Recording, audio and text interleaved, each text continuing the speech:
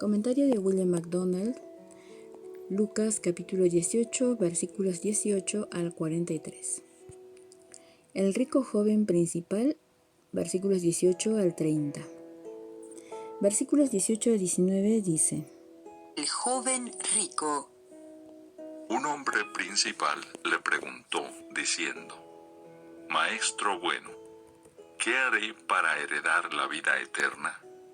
Jesús le dijo: ¿Por qué me llamas bueno? Ninguno hay bueno, sino solo Dios. Esta sección ilustra el caso de un hombre que no estaba dispuesto a recibir el reino de Dios como un niño pequeño. Un día, un hombre principal acudió al Señor Jesús, dirigiéndose a él como maestro bueno y preguntándole qué debía hacer para heredar la vida eterna. El Salvador primero le interrogó acerca de por qué usaba el título de maestro bueno. Le recordó que solo Dios es bueno. No estaba nuestro Señor negando que Él fuese Dios, sino que estaba tratando de llevar al joven principal a reconocer este hecho. Si Él era bueno, entonces había de ser Dios, por cuanto solo Dios es esencialmente bueno. Versículo 20 dice: Los mandamientos sabes: no adulterarás, no matarás, no hurtarás, no dirás falso testimonio, honra a tu padre y a tu madre. Entonces Jesús afrontó la cuestión de ¿qué debo hacer para heredar la vida eterna? Sabemos que la vida eterna no se hereda y que no se gana haciendo buenas obras. La vida eterna es el don de Dios por medio de Jesucristo. Al llevar al joven principal de vuelta a los 10 mandamientos, el Señor Jesús no estaba implicando que jamás podría salvarse guardando la ley. Más bien, estaba empleando la ley en un esfuerzo por redarguir a este hombre de pecado. El Señor Jesús recitó los 5 mandamientos que tienen que ver con nuestros deberes con nuestros semejantes, la segunda tabla de la ley. Versículos 21 al 23 dice: Él dijo: todo esto lo he guardado desde mi juventud. Jesús, oyendo esto, le dijo: aún te falta una cosa. Vende todo lo que tienes y dalo a los pobres, y tendrás tesoro en el cielo, y ven, sígueme. Entonces él, oyendo esto, se puso muy triste, porque era muy rico. Es evidente que la ley no tenía un poder de convicción en la vida de este hombre, porque con arrogancia pretendió haber guardado estos mandamientos desde su juventud. Jesús le dijo que aún le faltaba una cosa, el amor al prójimo. Si realmente hubiese guardado estos mandamientos, entonces ya habría vendido todo lo que tenía y lo habría repartido entre los pobres. Pero en realidad él no amaba a su prójimo como a sí mismo. Estaba viviendo una vida egoísta, sin verdadero amor para con los demás. Esto queda demostrado por el hecho de que oyendo esto se puso muy triste, porque era sumamente rico. Versículo 24 dice: Al ver Jesús que se había entristecido mucho, dijo: cuán difícilmente entrarán en el reino de Dios los que tienen riquezas. Observando al Señor Jesús su reacción, comentó acerca de la dificultad de los que tienen riquezas para poder entrar en el reino de Dios. La dificultad reside en poseer riquezas sin amarlas ni confiar en ellas. Toda esta sección suscita cuestiones perturbadoras para los cristianos, así como para los incrédulos. ¿Cómo se puede decir que amamos de verdad a nuestros vecinos cuando vivimos con riquezas y comodidades mientras otros están pereciendo por carecer del Evangelio de Cristo? Versículo 25 dice: Porque es más fácil pasar un camello por el ojo de una aguja que entrar un rico en el reino de Dios. Jesús dijo que es más fácil que un camello entre por el ojo de una aguja que el que un rico entre en el reino de Dios. Se han ofrecido muchas explicaciones para esta declaración. Algunos han sugerido que un ojo de aguja es un pequeño portillo interior en la muralla de una ciudad y que un camello podría entrar por ella solo arrodillándose. Sin embargo, el doctor Lucas emplea un término que significa específicamente el ojo de una aguja de cirujano, y el significado de la declaración del Señor parece ser bien llano. En otras palabras, así como es imposible que un camello entre por el ojo de una aguja, del mismo modo, es imposible que un rico entre en el reino de Dios. No es suficiente explicar esto como significando que un rico no puede mediante sus propios esfuerzos entrar en el reino de Dios. Esto es cierto tanto de los ricos como de los pobres. El significado es que es imposible para alguien entrar en el reino de Dios como rico, en tanto que haga un Dios de su riqueza. Deja que se mantenga entre él y la salvación de su alma. No puede ser convertido. La sencilla realidad es que no se salvan muchos ricos y que los que sí se salvan han de quedar primero quebrantados delante de Dios. Versículos 26 y 27 dicen: Y los que oyeron esto dijeron: ¿Quién pues podrá ser salvo? Él les dijo: Lo que es imposible para los hombres es posible para Dios. Mientras los discípulos reflexionaban acerca de todo esto, comenzaron a preguntarse acerca de quién puede ser salvo. Para ellos, las riquezas habían sido siempre una señal de la bendición de Dios, como dice en Deuteronomio capítulo 28, del 1 al 8, que dice: Acontecerá que si oyeres atentamente la voz de Jehová tu Dios para guardar y poner por obra todos sus mandamientos que yo te prescribo hoy, también Jehová tu Dios te exaltará sobre todas las naciones de la tierra, y vendrán sobre ti todas estas bendiciones y te alcanzarán si oyeres la voz de Jehová tu Dios. Bendito serás tú en la ciudad y bendito tú en el campo. Bendito el fruto de tu vientre, el fruto de tu tierra, el fruto de tus bestias, la cría de tus vacas y los rebaños de tus ovejas. Benditas serán tu canasta y tu arteza de amasar. Bendito serás en tu entrar y bendito en tu salir. Jehová derrotará a tus enemigos que se levantaren contra ti. Por un camino saldrán contra ti y por 7 caminos huirán delante de ti.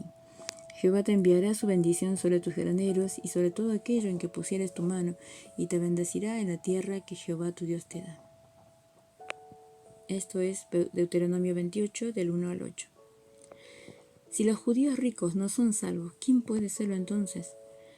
El Señor respondió que Dios podía hacer lo que el hombre no podía. En otras palabras, Dios puede tomar a un codicioso, avariento e implacable materialista, destruir su amor al oro y poner en su lugar un amor genuino para el Señor.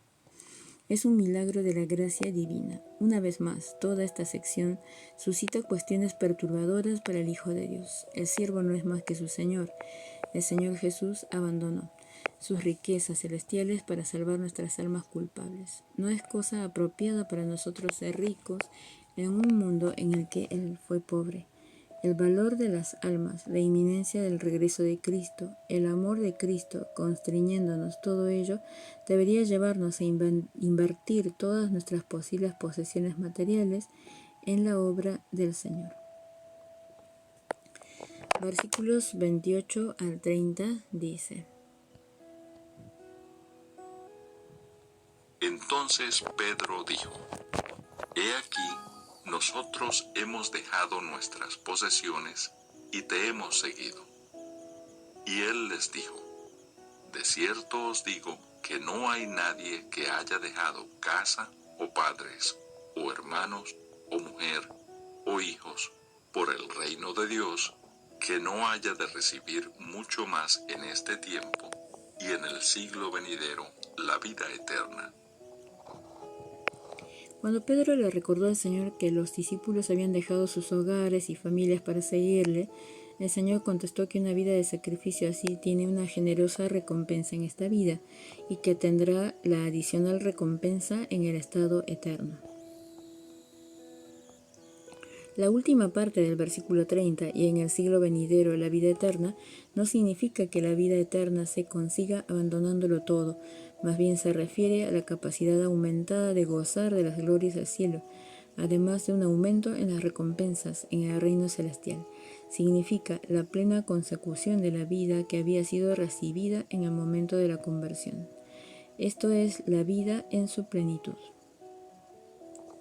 Jesús vuelve a predecir su muerte y resurrección. Versículos 31 al 34. Versículos 31 al 33 dice: Nuevamente Jesús anuncia su muerte. Tomando Jesús a los 12, les dijo: He aquí, subimos a Jerusalén, y se cumplirán todas las cosas escritas por los profetas acerca del Hijo del Hombre. Pues será entregado a los gentiles, y será escarnecido, y afrentado, y escupido. Y después que le hayan azotado, le matarán, mas al tercer día resucitará.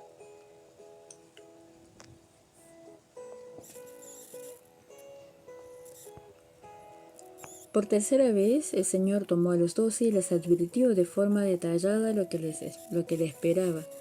Ver capítulo 9, versículos 22 y 44.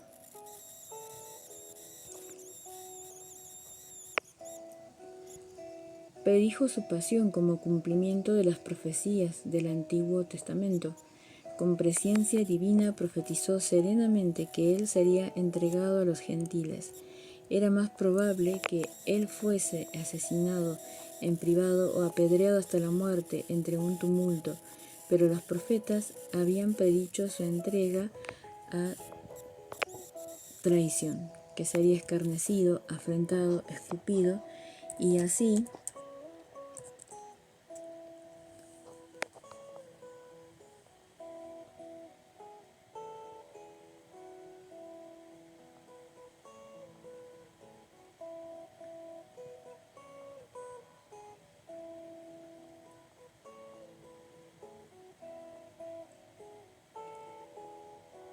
Así había de ser.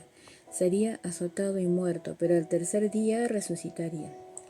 En Lucas capítulo 9, versículos 22 y 44 dice, versículo 22, y diciendo, es necesario que el Hijo del Hombre padezca muchas cosas y sea desechado por los ancianos, por los principales sacerdotes y por los escribas, y que sea muerto, y resucite al tercer día.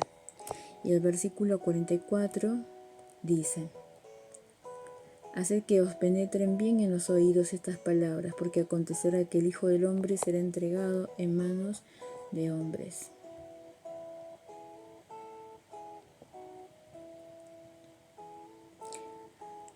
Los restantes capítulos desarrollan el drama que él tan maravillosamente conocía por anticipado y predijo. Subimos a Jerusalén, capítulo 18, versículo 35 al capítulo 19, versículo 45.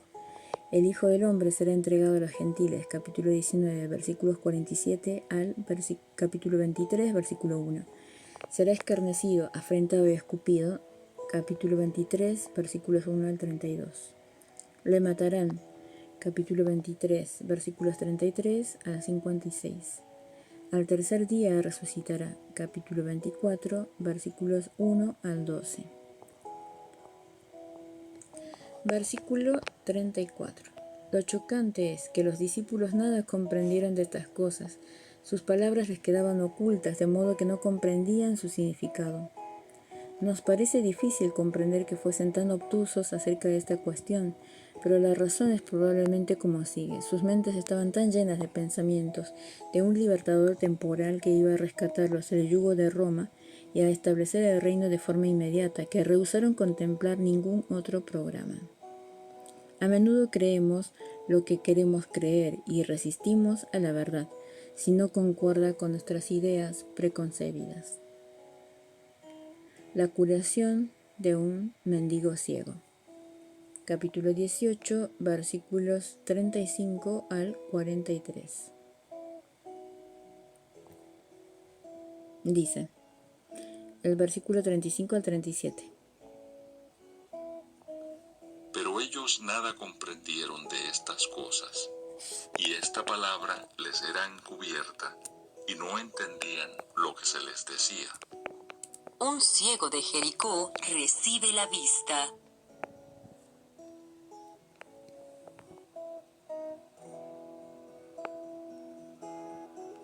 Aconteció que acercándose Jesús a Jericó, un ciego estaba sentado junto al camino mendigando, y al oír a la multitud que pasaba, preguntó qué era aquello, y le dijeron que pasaba Jesús Nazareno.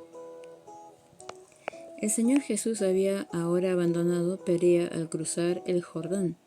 Lucas dice que el incidente que sigue sucedió habiendo entrado Jesús en Jericó. Mateo y Marcos dicen que sucedió cuando salía de Jericó. Mateo 20:29 dice: Al salir ellos de Jericó, les seguía una gran multitud. Y en Marcos capítulo 10, versículo 46, dice, Marcos 10, 46 dice: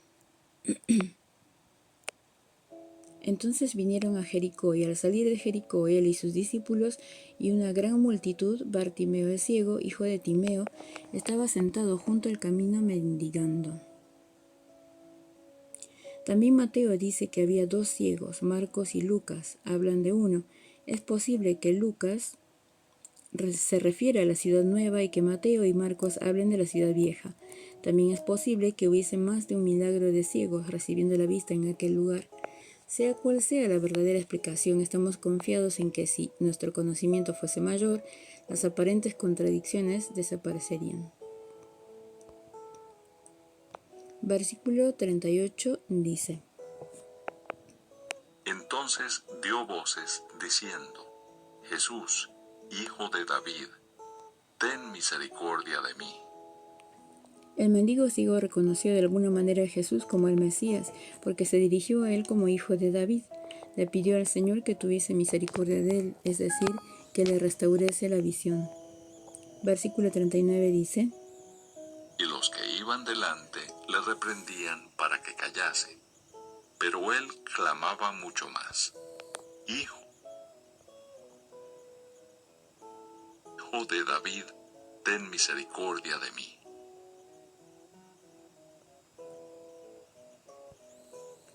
A pesar de los intentos de algunos de silenciar al ciego, este clamaba mucho más al Señor Jesús. La gente no estaba interesada en aquel mendigo, pero Jesús sí. Versículos 40 al 41 dice: Jesús entonces, deteniéndose, mandó traerle a su presencia, y cuando llegó, le preguntó diciendo: ¿Qué quieres que te haga? Y él dijo: Señor, que reciba la vista. Jesús entonces se detuvo. Darby comenta penetrantemente: Josué ordenó una vez al sol que se detuviese en el cielo, pero aquí el Señor del sol y de la luna y de los cielos todos se detiene por petición de un ciego mendigo. A la orden de Jesús, el mendigo fue traído a su presencia. Jesús le preguntó qué quería. Sin dudas ni generalizaciones, el mendigo contestó que quería recobrar la vista. Su oración fue breve, específica y llena de fe. Versículos 42 al 43 dice: